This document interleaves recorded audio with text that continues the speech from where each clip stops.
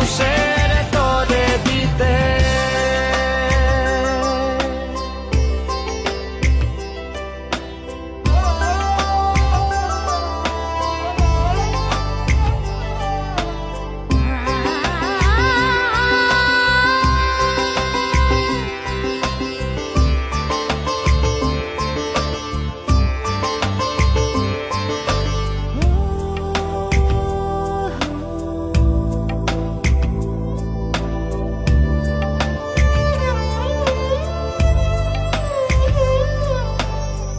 যা ছিল তোমার ওই দুটি চোখে, দেখেছিলাম বুক ভরে,